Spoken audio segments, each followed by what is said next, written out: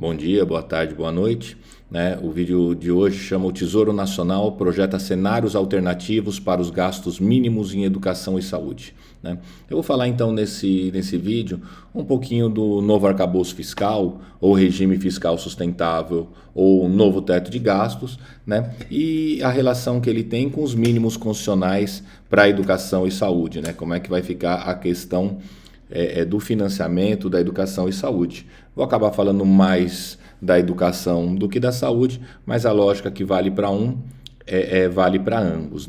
Então vou começar aqui com a Constituição Federal, Constituição Federal de 88, a gente sabe que ele traz um mecanismo, de um mínimo constitucional, para a educação e para a saúde. No caso da educação, esse mínimo constitucional aqui está inscrito aqui no artigo 212, O artigo 212 da Constituição, aqui no capítulo na seção da educação, no capítulo 3 da educação, da cultura e desporto, na seção sobre a educação, a gente pode ler aqui no artigo 212A, os estados, Distrito Federal, do artigo 212. No artigo 212, a gente lê aqui que a União aplicará anualmente nunca menos de 18% e os estados e Distrito Federal e os municípios 25% no mínimo da receita resultante de impostos, compreendida a proveniente de transferências na manutenção e desenvolvimento do ensino. Então, da receita resultante de impostos, a União, o governo federal, tem que aplicar pelo menos, nunca menos de 18%, e os estados, municípios e Distrito Federal, nunca menos que 25% da receita resultante de impostos. Então é isso o que diz aí a Constituição, para a saúde. Tem um outro mecanismo lá, um outro artigo, que não é questão aqui de ler, mas que vai definir ali da arrecadação, tal, um percentual para a arrecadação. Tá? Só que esse mecanismo, ele tinha sido sustado, pela emenda constitucional 95, desde ali de quando foi aprovada em 15 de dezembro de 2016, a emenda constitucional 95, ou a emenda constitucional que estabeleceu um novo regime fiscal, o teto de gasto do Temer, ou o PEC do fim do mundo, ela tinha sustado por 20 anos, esse mecanismo, quando ela estabelece, que os gastos primários do governo poderão ser corrigidos apenas pela inflação, ou seja, ele não teria crescimento real. E todos os gastos, todas as despesas primárias estariam constrangidas, por essa emenda constitucional 95, que estabelecia esse teto de gasto, que só poderia corrigir pela inflação do ano anterior, ou seja, não poderia ter crescimento real por 20 anos. Como a gente pode ler, é uma emenda constitucional, então ela se inscrevia na Constituição nas suas disposições transitórias, já que ela tinha prazo para acabar, Tanto é que altera o ato das disposições constitucionais transitórias para instituir o novo regime fiscal, A gente sabe, que com a emenda da transição, ficou acordado, ficou decidido lá no Congresso que o governo deveria enviar um novo regime fiscal, uma nova regra fiscal, um novo arcabouço fiscal, e aí essa emenda constitucional perderia a sua vigência, E, de fato, o governo fez. Em 30 de agosto de 2023, o governo manda, a lei complementar 200, manda antes, mas em 30 de agosto ele sanciona a lei complementar 200, que institui o regime fiscal sustentável para garantir a estabilidade macroeconômica do país.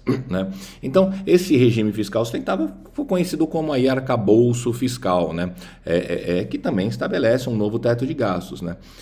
No capítulo 4, ela estabelece as regras, de correção do limite da despesa, ou seja, como é que você pode aumentar os gastos públicos, E aí ele estabelece ali, no artigo 5º, que a variação real dos limites de despesa primária, de que trata o artigo ali 3, ali em cima da lei complementar, será cumulativa e ficará limitada em relação à variação real da receita primária, apurada na forma do parágrafo 2 desse artigo, às seguintes proporções, ou seja, está limitando, a variação real da receita primária.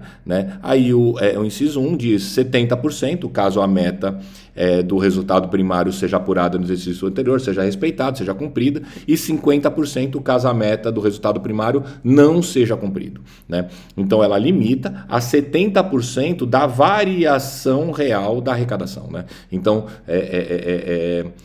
a regra de crescimento da despesa fica limitada a 70% da variação real da receita primária, né? Isso que diz aqui, ó, a variação real dos limites de despesa primária ficará limitada em relação à variação real da receita primária, ou seja, tirando, né, tanto a despesa e tanto a receita financeira, né, ou seja, aquilo que se faz receita e se gasta com a dívida pública, né? Então, a variação ela só pode ser 70% da variação da receita ou 50% se não cumprir a meta estabelecida. Significa isso? Significa que, por exemplo, a receita passou de 100 para 110, a despesa não pode passar de 100 para 110. A despesa pode passar a só 70% da variação, ou seja, pode passar de 100 para 107, se cumprir a meta. Se não cumprir a meta, pode passar de 100 para 105, né? Ou seja, só 70% da variação da receita primária, né? Mas isso traz um problema, né? Traz um problema por quê? Porque quando o artigo 212 da Constituição estabelece como nunca menos 18%, né, da arrecadação da receita de impostos e nunca menos 25% para os estados, Distrito Federal e município da arrecadação resultante de impostos, da receita de impostos, né, ela sempre varia 100% com a variação da arrecadação, porque 18% de 100 é 18% de 110 continua sendo 18%, né? Só que agora essa variação pelo novo arcabouço fiscal só pode crescer no máximo 70% da variação, né? O arcabouço fiscal aqui ele ainda estabelece que o crescimento real dos limites de despesa primária, nos casos previstos no inciso 1 e 2 desse artigo, não será inferior a 0,6% ao ano e nem superior a 2,5% ao ano. Ou seja, o limite é um crescimento real, né? Ou seja, um crescimento descontado a inflação do período, né? Eu lembro lá que a PEC do fim do mundo, né, o teto de gasto do Temer, ele estabelecia que não haveria crescimento real, ele seria corrigido apenas pela inflação do ano anterior, né? Então, costumo brincar que o novo arcabouço fiscal ele é entre 0,6% e 2,5% melhor do que a PEC do fim do mundo, né? O que me parece que ainda não é bom, né? Mas vamos lá. Então, mas nessa incongruência, né, entre a despesa primária da União, que só poder crescer a 70% da variação, e dentro dela você tem um mecanismo constitucional que cresce a 100% da arrecadação de impostos, né? Isso gera um problema, né? Qual que é o problema? Você imagina que você tem uma bola dentro de uma bola maior. A bola maior cresce a 70%, a bola menor cresce a 100%, ou seja, a bola de dentro ela cresce mais rápido. Vai chegar uma hora que a bola de dentro vai ultrapassar a bola maior, né? Ou ela vai ocupar todo o espaço, né, do orçamento. O David Descartes ele usa uma metáfora que também é muito interessante, né? Você imagina que você tem um carro a 70 km por hora. É o limite de correção do arcabouço fiscal. E atrás você tem um carro a 100 km por hora. Né? Não precisa ser um gênio da matemática para saber que mais cedo ou mais tarde o carro de trás vai passar o carro da frente. Né? Então seria isso, se a gente tem um mecanismo constitucional que cresce a 100% da variação da arrecadação dentro de uma lei que só permite que as despesas primárias cresçam a 70% da variação da arrecadação. Né? E isso leva já desde a proposição do novo arcabouço fiscal que figuras de destaque do governo venham defendendo mudar o piso constitucional da saúde e da educação, né? Aqui é uma publicação aqui do G1, né, e da Globo News, tá? O governo enviará a PEC no segundo semestre para mudar o piso de gastos em educação e saúde, diz o secretário do Tesouro, né, Rogério Seron. Pô, secretário do Tesouro, ou seja, um cargo ali altíssimo, né, de primeiro escalão no governo, né, depois dos ministérios são esses caras que mandam na coisa toda. Aqui no valor econômico, essa data aqui não é dessa data, essa data aqui é porque eu coloquei no Leia Isso para conseguir abrir a notícia, né? Ele vai, o Paulo Birjos, aqui se não me engano é de outubro de 2023, o Paulo Birjos, que é secretário de Orçamento Federal, né? Também já aponta, né, para a necessidade de rever os mínimos constitucionais de educação e saúde, né? Porque como eles crescem mais rápido, né, poderia acontecer, né? Aqui eles estavam discutindo o quê? Se deveriam aplicar esse mínimo em 2023 ou não, né? E eles estavam dizendo que não poderiam aplicar porque senão ele ia comer todo o orçamento, né? E aí ele já aponta para nesse, né, que aconteceu um travamento da máquina pública, né? Aí ele já aponta para a questão de mudar esses mínimos constitucional, né? Aqui o valor econômico pergunta, né? Tipo, se pode ser via emenda constitucional, ele diz que pode ser parte da solução, assim como o mínimo de saúde e educação que envolve PEC.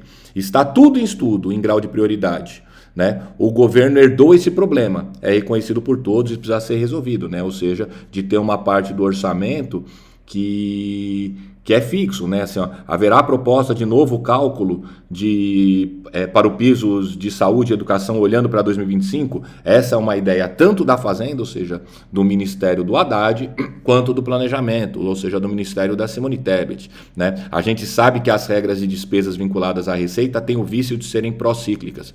O ideal é que as regras sejam anticíclicas. Os princípios gerais já estão no radar. Eventualmente, ter regras mais anticíclicas, preservando essas despesas como prioridade. São áreas sensíveis e tal. Ou seja, ele já aponta ali, né, para a necessidade de alterar a Constituição, né, para uma emenda constitucional, para mudar as regras dos pisos constitucionais da saúde e educação, né? Inclusive, o governo chegou a questionar o TCU e, de alguma forma, discutir se eles poderiam ser liberados de cumprir essa regra em 2023, né? Em 2024 ela volta, inclusive está no orçamento, né, na lei orçamentária, né? Mas a ideia é que isso não dure muito tempo, né? E como eu disse, não pode durar, né, das duas uma, ou cai o arcabouço fiscal ou cai o mínimo constitucional, os dois juntos não coexistem, né? É agora que, em fevereiro desse ano, né, a Simone Tebet dá uma entrevista aqui na Folha de São Paulo, né, em 25 de fevereiro foi publicado, onde ela retoma essa questão com força, né? Ela retoma aqui a questão. Na última pergunta, perguntam para ela, né? Haddad havia falado no ano passado de rever a vinculação do gasto em educação, em saúde e educação ao aumento da receita. Haddad é mais otimista com a política, né? Agora é a Simone Tebet falando. Acho que vamos colocar a discussão. Não estou dizendo que neste semestre. Pode ser que apresentemos o relatório para o presidente neste ano. Vamos colocar na mesa o piso de saúde e educação. Ainda está interditado. Nosso papel é apresentar os dados. Aí vem a discussão política. Há N maneiras de rever o piso de educação e saúde. Ou seja, está falando explicitamente de rever o piso de educação e saúde.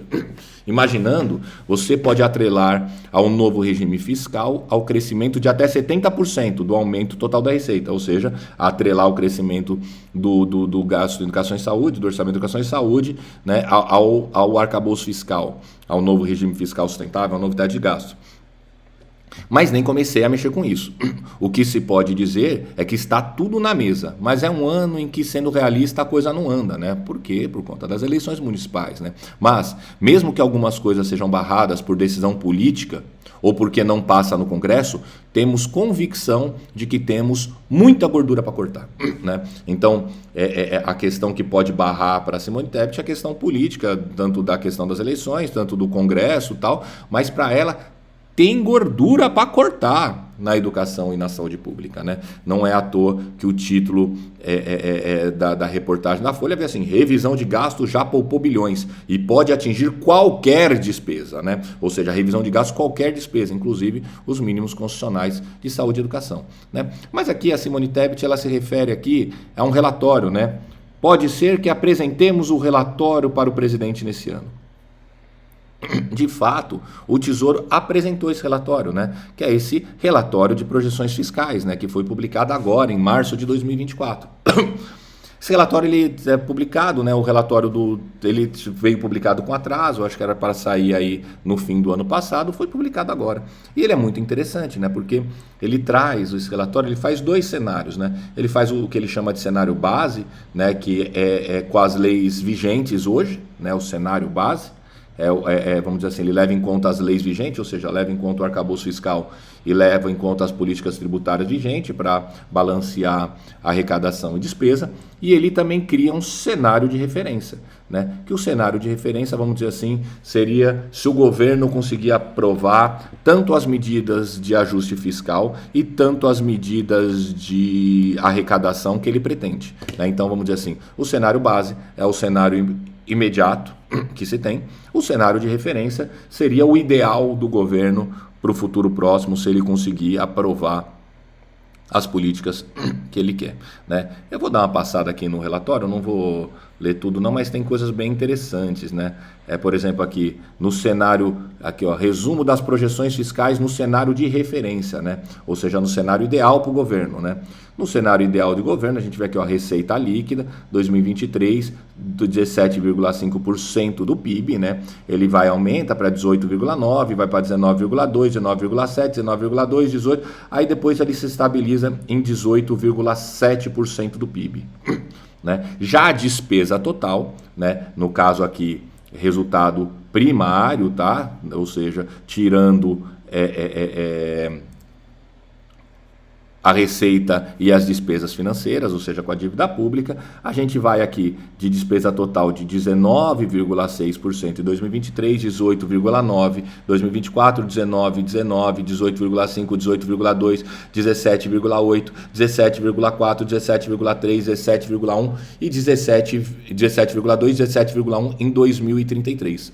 Ou seja, no cenário de referência, ou seja, no cenário ideal para o governo, né, se ele conseguir aplicar todas as medidas de aumento de arrecadação, né, de a reforma tributária, taxação das grandes fortunas, ou não sei o que lá, e ele vai diminuir a participação dos gastos primários do governo, da despesa primária do governo, de 18,9% em 2024 para 17,1% do PIB em 2033. Ou seja, uma diminuição do Estado, uma diminuição nos gastos com saúde, educação, infraestrutura, transporte, pesquisa e desenvolvimento, com tudo o que implica direitos sociais, com tudo que implica a vida das pessoas. Tá? Bom, vou passando aqui, vamos lá.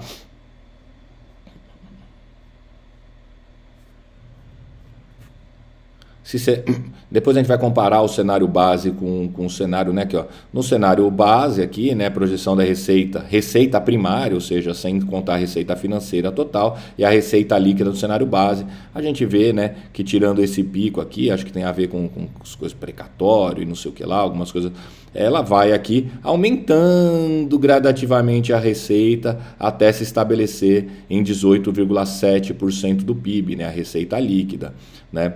Aqui são os por tipo de receita, tal, tá? Ele trabalha com a ideia de receita líquida ajustada, tá?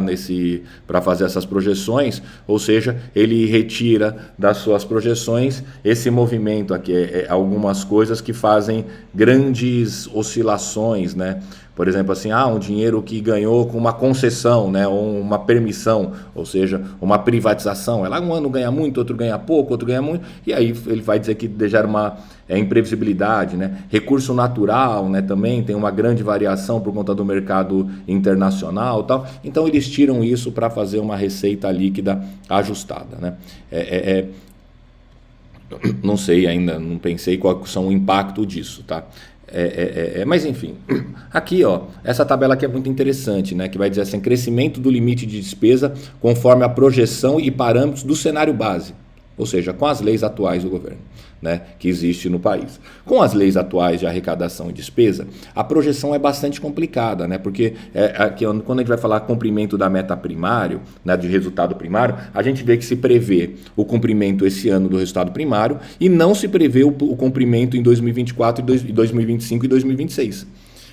Isso significa o quê? Que quando não se cumpre a meta primária, vamos lembrar lá, né, quando a gente vai na lei na LC 200, né, no novo arcabouço fiscal, no novo regime fiscal sustentável, no novo teto de gastos. Né? Quando não se cumpre a meta, né, você pode crescer só 50% da variação da receita, né? Ou seja, você diminui a variação, o crescimento de 70% da variação da receita primária para 50% da variação da receita primária, né? E mais, quando você não cumpre a meta por 2 anos sucessivos, entram as medidas de ajuste fiscal, congelamento de salário, congelamento de concurso, uma série de medidas bastante duras, né, que passa a ser escrito na lei desta forma, né, que não se assim, ó, em caso do resultado primário, aqui artigo 6, em caso o resultado primário do governo central apurado relativo ao exercício anterior seja menor que o limite inferior do intervalo, eles têm uma margem de erro de 0,25% do PIB, né, do intervalo de tolerância da meta, de que sem prejuízo para a aplicação da redução de resumo, do artigo 5 da Lei Complementar e outras medidas, aplicam-se imediatamente até a próxima apuração anual, com fundamento no parágrafo único, artigo 163 da Constituição, tá, os incisos, né, que vão dizer quais são os mecanismos de ajuste fiscal, né, congelamento de salário, congelamento de concurso, ou seja, uma série de efeitos ainda bastante danosos, sem contar que você tem que reduzir a variação do crescimento em relação à variação da receita a 50%. Né? Então, é um cenário que se demonstra bastante duro. Né? Se o governo não rever a meta, a meta fiscal, né, provavelmente a gente vai ter, além do corte já obrigado pelo arcabouço fiscal, medidas de ajuste bastante dura. Né? Vamos lá. Despesas obrigatórias, interessante isso aqui, né? Projeção de despesas, né, obrigatórias, né? A gente vê aqui que a despesa com pessoal e encargos sociais para o governo, 2024, 3,2% do PIB, 2033, 2,6% do PIB. Então a gente vê caindo a despesa com pessoal e encargos sociais, né?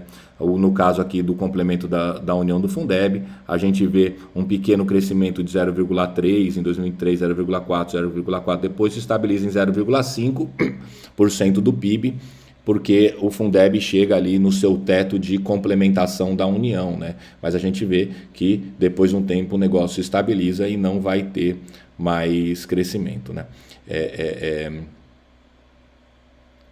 Despesa da União com pessoal, isso aqui também é interessante, né? A gente vê, olha só, despesas de pessoal da União, exceto sentenças judiciais, tal, porcentagem do PIB, né, as colunas, e o eixo aqui em bilhões, né? Então a gente vê, olha só, quando a gente vê aqui o azulzinho com ativo, a gente vê, ó, que a gente teve um crescimentozinho aqui, depois a gente vê, ó, que a partir do arcabouço fiscal a gente vai tendo uma diminuição da coluna azul, ou seja, o pessoal da ativa da União, né, os servidores da União, tendem a ter uma diminuição na participação do PIB nacional, né?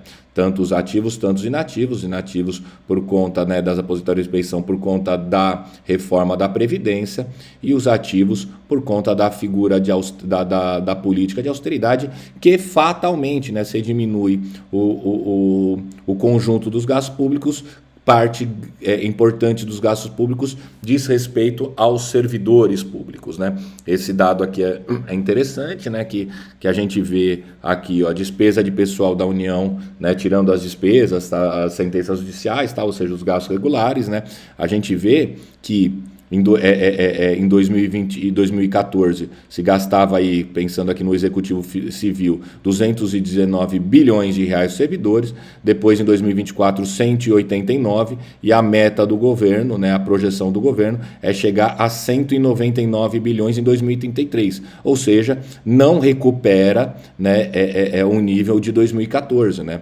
Aqui esse outro gráfico vai mostrar isso em porcentagem, vamos olhar aqui a linha azul, né, pensando zero em 2014, em 2023 se reduz o gasto com o pessoal da União, né, com servidores civil do Executivo, em 13,6%, a projeção do governo é que em 2032 chegue a menos 9,1% do que em relação a 2014. Ou seja, tem um pequeno crescimento, né? Mas esse crescimento sequer repõe as condições de gasto com pessoal ao nível de 2014. Ou seja, é manter mesmo a política, assim, é manter o legado do golpe institucional e manter o legado do governo Bolsonaro e Temer aí para o futuro longo, talvez com uma pequena melhora, mas sem uma recomposição significativa, né?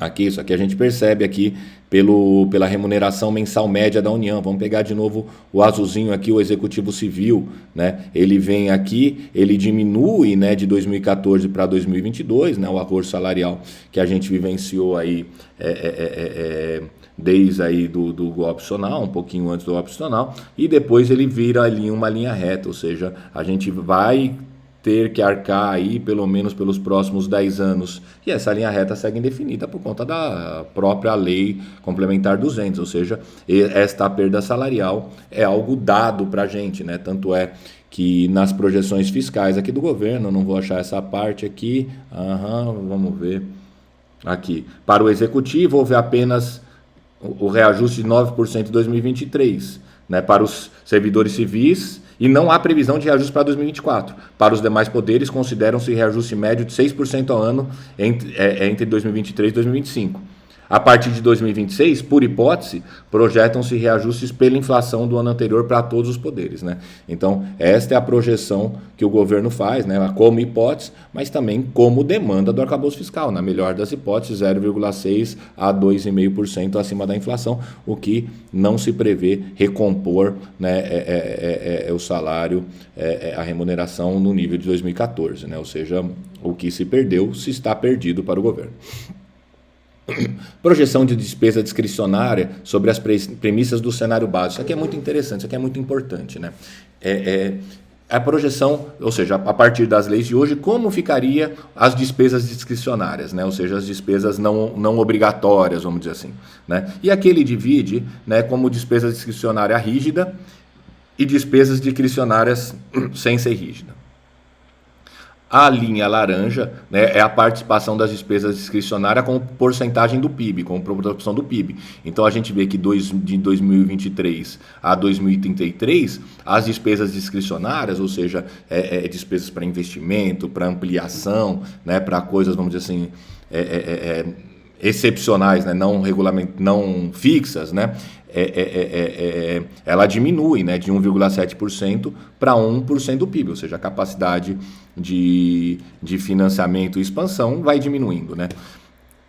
A coluna vai mostrar aqui as despesas discricionárias rígidas, a parte azul, e as demais despesas discricionárias. O que é essa despesa discricionária rígida, né? O governo depois vai dizer, despesa discricionária rígida, nome atribuído às despesas classificadas como discricionárias, mas que em conjunto estão associadas ao cumprimento de regras específicas, né? São elas: gasto mínimo em saúde e educação e emendas parlamentares de execução obrigatória, né? Então, o que significa isso? Significa que, assim, pela proporção do gasto mínimo em educação, as despesas discricionárias rígidas, lembra? Ele cresce a 100% da variação da receita, seja da receita líquida ou seja da receita líquida de impostos, no caso da saúde, receita líquida, e no caso da educação, receita líquida de impostos, ela cresce a 100% com a variação, enquanto o resto só pode crescer a 70% da variação.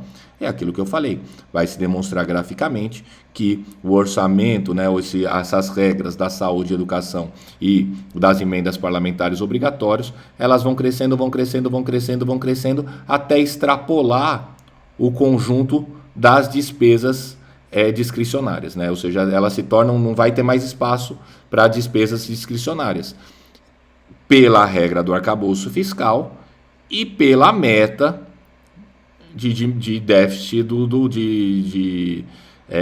as metas fiscais do governo, que além das despesas discricionárias rígidas tendem a crescer mais rápido do que as outras despesas discricionárias, já que ela cresce a 100% a variação da arrecadação e as outras só a 70%, também temos uma queda da participação em relação ao PIB do conjunto das despesas discricionárias, de 1,7% para 1% do PIB. Tá? Então, é esse o argumento É esse o gráfico aqui que mostra, que o governo mostra a incongruência entre os mínimos constitucionais e a regra do arcabouço fiscal, né? Então, das duas, uma.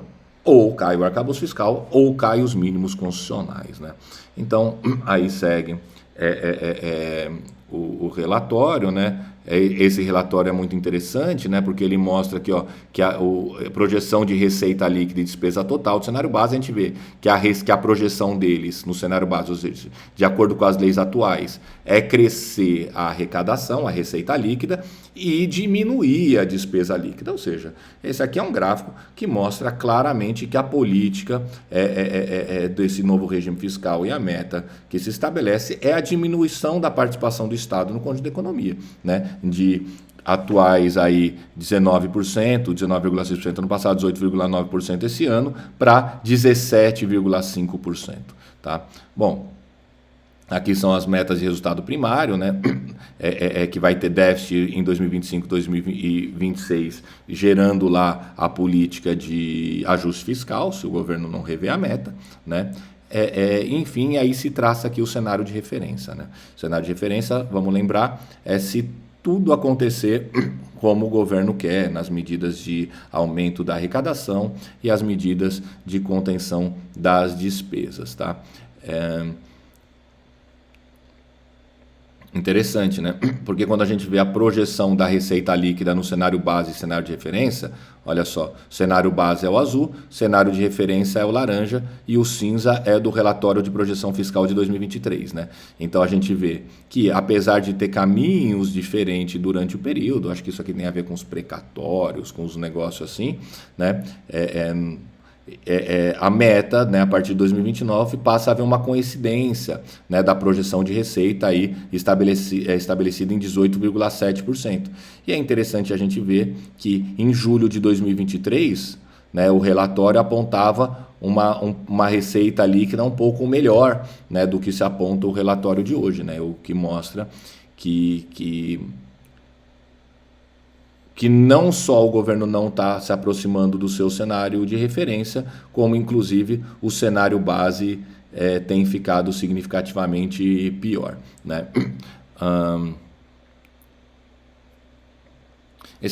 Esse gráfico é interessante, né? Porque projeção das despesas primária total, né? Do cenário base e cenário de referência. Olha só, o cenário de referência é se o governo fizer tudo o que ele quer, ou seja, se o governo fizer tudo o que ele quer, a projeção dele é gastar menos do que com as leis atuais, que já são leis de ajuste fiscal. Ou seja, o gráfico aqui é descendente, ou seja, ele vai diminuindo as despesas primárias como proporção do PIB. O cenário de referência do governo é diminuir ainda mais, em vez de chegar em 2033 com despesa na ordem de 17,5% do PIB, chegar em 2033 com despesa na ordem de 17,1% do PIB, né?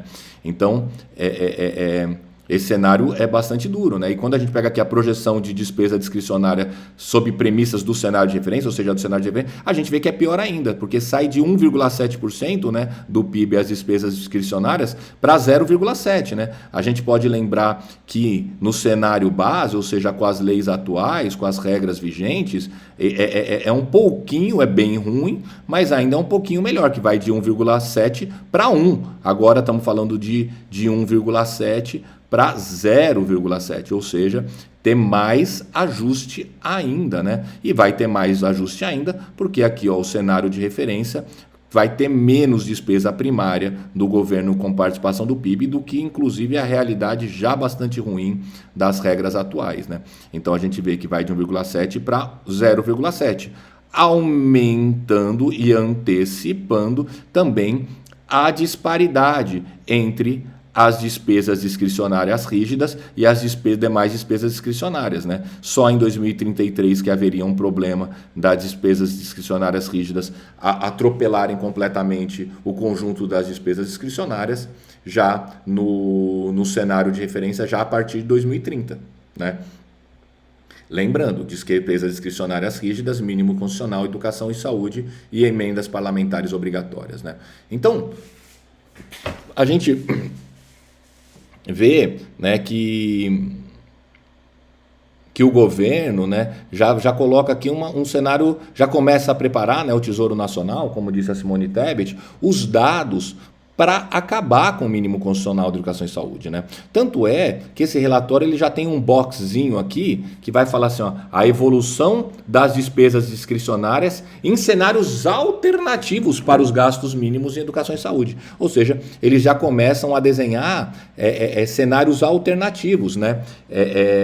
Por quê? Porque, né, aqui, ó, eles reconhecem aquilo que eu falei no começo, né? No regime fiscal sustentável, a evolução das despesas discricionárias está diretamente associada ao crescimento da receita líquida ajustada, uma vez que equivalem ao espaço fiscal resultante da diferença entre o limite de despesa e as despesas obrigatórias sujeitas ao limite. A projeção no cenário de referência desse relatório apontou que, ao se deduzir do total de despesas discricionárias, os gastos com despesas discricionárias rígidas classificadas dessa forma por estarem associados ao cumprimento de regras específicas, o espaço fiscal restante para as demais discricionárias aparece tendência de compreensão no médio prazo, ou seja, tendem a acabar, né? Então eles vêm aqui que tem que ver como é que se faz. E os cenários alternativos são definidos ali, ó, cenários alternativos apresentados, consideram-se os gastos mínimos de saúde e educação cresceriam em termos reais, de acordo com o limite de despesa do cenário de referência, né, ou seja, o arcabouço fiscal, o crescimento populacional do ano anterior, de forma a manter constante o gasto real per capita, ou seja, mantendo o gasto em saúde e educação por cabeça, naquele nível ali que é 1/3 da média da OCDE, né, no caso da educação, o crescimento do PIB real per capita do ano anterior. Ou seja, eles já começam a desenhar outras regras que não do mínimo constitucional e começam a projetar para ver o que isso significa, né? Daí eles falam, né, que esses efeitos são importantes para reforçar a perenidade do regime fiscal sustentável, ou seja, para o regime fiscal sustentável ser eterno, né, no médio e longo prazo, uma vez que são os recursos projetários como demais discricionárias que estão disponíveis para implementação de novos projetos governamentais, não obrigatórios e que visam atender à necessidade da população em momentos específicos, né. Então, em vez deles acabarem com o arcabouço fiscal para a gente poder investir mais, né, ou pelo, assim, não digo nem, sabe, não estou nem discutindo se deve ter mais, pelo menos gastar o que arrecada, não. Eles querem acabar com o mínimo de educação e saúde para sobrar mais dinheiro para os outros, ou seja, eles vão colocar o gasto constitucional de educação e saúde em oposição às demais despesas discricionárias e não em oposição ao arcabouço fiscal, que é a verdade e regra que constrange o crescimento, né? Que constrange a aplicação do mínimo constitucional. Daí ele conclui, né, que além de permitir maior discricionariedade na alocação dos gastos públicos em momentos de elevação da receita, permitindo o atendimento das demandas da sociedade, a vinculação dos gastos mínimos em saúde e educação, as regras alternativas aqui elencadas, apresenta a vantagem relativamente ao regramento atual. A garantia de que os gastos mínimos nunca serão reduzidos. Ademais, quaisquer dessas regras geram cenários menos voláteis para sua evolução do que quando vinculadas à receita, permitindo maior previsibilidade e qualidade na execução dessas despesas, né? Então, o que ele está querendo dizer com isso? Falar assim, não, ó, com essas regras, o gasto de educação vai sempre crescer, né? É bom, mas se ele vai sempre crescer, eles, assim, é muito óbvio que eles querem crescer num ritmo menor do que cresce atualmente, né? É o que os gráficos que o próprio governo apresenta mostra, né? E também tem que ficar muito claro, galera, ninguém destrói o piso para investir mais. Você destrói o piso para ter possibilidade de investir menos, né? É essa aqui, ó, essa questão aqui que a Tebet coloca, né? Ela tem a convicção de que temos muita gordura para cortar, né? E mais, né? É a contradição entre o artigo 212 da Constituição Federal, né, e o mecanismo de correção do limite de crescimento da despesa, né? Ou seja, se torna uma necessidade matemática, se mantido o arcabouço fiscal, destruir o piso constitucional da educação e saúde, né? Então a gente tem aqui outros cenários alternativos, né? Que é o cenário alternativo que me parece que é a única saída interessante para os trabalhadores, para as trabalhadoras, para a juventude, né, para quem precisa de saúde, para quem precisa de educação nesse país. Em vez de destruir os mínimos constitucionais, destruir o arcabouço fiscal. Em vez de opor, né, os mínimos constitucionais da educação à saúde aos outros gastos discricionários, opor os mínimos constitucionais de educação e saúde e a necessidade de seu crescimento ao pagamento da dívida pública, né? Em vez da gente ficar fazendo conta, né, apenas com as despesas e receitas primárias, limitando ainda mais o crescimento das despesas, mesmo quando cresce a receita primária, né, para pagar o serviço da dívida pública, para ter superávit fiscal, para pagar o serviço da dívida pública, a gente tem que começar a entender e discutir se é isso que são as necessidades do nosso povo e da nossa classe, né? Então, essa política que o governo vai definir para acabar com o déficit primário, né, é a política de você, mesmo com uma perspectiva de aumento da receita, diminuir as despesas. Galera, uma coisa tem que ficar claro. Só as despesas primárias que estão nessa regra fiscal. As despesas financeiras, ou seja, o pagamento da dívida, está fora. Por que você aumenta a arrecadação e diminui a receita? Para pagar a dívida. Ou seja, vão diminuir o acesso à educação e saúde com qualidade, vão diminuir a perspectiva de ampliação da educação. Não ampliação, não, de universalização da educação. A gente é um país que não conseguiu universalizar o acesso à educação e à saúde de qualidade para o nosso povo, e nós já estamos pensando de como cortar isso. Nós somos um país que não conseguimos erradicar o analfabetismo. Nós somos um país em que temos aí mais da metade dos adultos com mais de 24 anos sem concluir a educação básica nesse país, e nós já estamos pensando em destruir o piso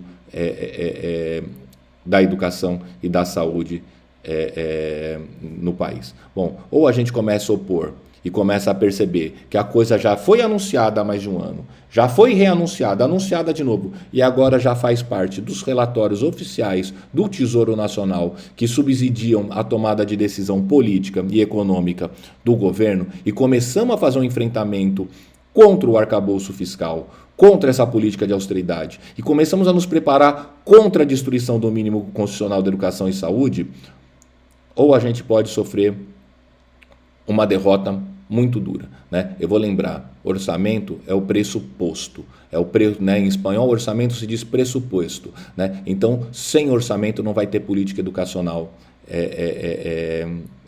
à altura dos desafios que nós temos, né? Recentemente a gente teve a Conferência Nacional de Educação, que teve muitas decisões muito importantes, né? Na parte do financiamento, no seu conteúdo, enfrenta várias questões do arcabouço fiscal, né? Mas a gente precisa começar a nomear e não ficar satisfeito com a aprovação do documento final da CONAI, mas começar a tensionar para que o PNE saia do papel, né, e se realize na prática, né? O último PNE de 2014 para 2024 colocou como meta atingir 10% do PIB em investimento público na educação pública em 2024. Chegamos em 2024 com pouco mais de 1%, mas com pouco mais de 5,1% do PIB de investimento público em educação pública, ou seja, um pouco mais da metade da meta, né? O documento final da CONAI adia por mais 10 anos a gente chegar à meta de 10% do PIB para a educação pública. E vou dizer, com o novo arcabouço fiscal, com a destruição dos mínimos constitucionais, né, não será possível a gente atingir essa meta. E a meta, na verdade, dos 10% do PIB, para daqui 10 anos, ela é muito recuada, né? Porque para a gente cumprir todas as outras metas do PNE, né, de ampliação de acesso, de universalização dos níveis de educação básica e ampliação da educação superior e profissional, né, nós já precisamos dos 10% do PIB. Isso para não falar da necessidade de aumento da qualidade da educação. Só para universalizar a educação tal como ela está, a gente já precisa de um aporte muito maior de recurso.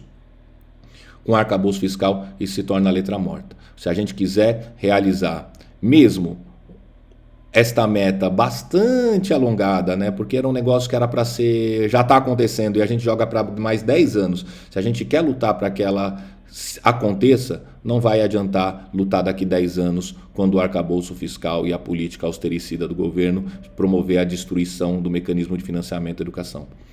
Pessoal, o mínimo constitucional da educação não basta para a gente ter uma educação pública de qualidade universal. Não basta. Por isso que a própria Constituição manda estabelecer uma meta em proporção do PIB. O mínimo constitucional é um mínimo. É um mínimo do mínimo para o funcionamento e manutenção do ensino. Tá? Quando a gente fala que querem destruir o mínimo, a gente pode ver que qualquer perspectiva de outra meta se torna ainda mais inviável. Tá? Então, é isso. Acho que a gente precisa começar a se mobilizar para discutir o arcabouço fiscal, e os impactos que vai ter nos mínimos constitucionais de educação e saúde, sem nenhuma ilusão. Ninguém destrói o mínimo para investir mais. Se destrói o mínimo para investir menos. Se destrói o mínimo para gastar menos. A meta do governo no cenário base e no cenário de referência é gastar menos, é diminuir o gasto público primário, e dentro do gasto público primário nós temos aí saúde e educação e toda a série de direitos sociais, tá? Então é isso, espero que esse vídeo contribua com o debate, né? Contribua com a formação de uma resistência e de uma luta pelo financiamento da educação. O orçamento é o pressuposto. Sem o orçamento, as políticas educacionais elas vão todas para o ralo. É isso, muito obrigado.